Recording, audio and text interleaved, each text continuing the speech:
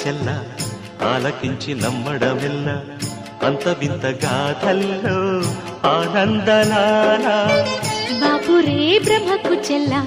వైనవంత మల్లించవల్ల రేపల్లె వాడల్లో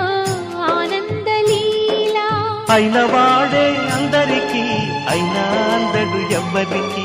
అయిన వాడే అందరికీ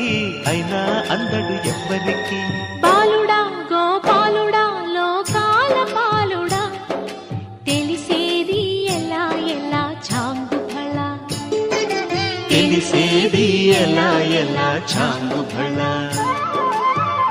ఔరా అమ్మక చెల్ల ఆలకించి నమ్మడమెల్ల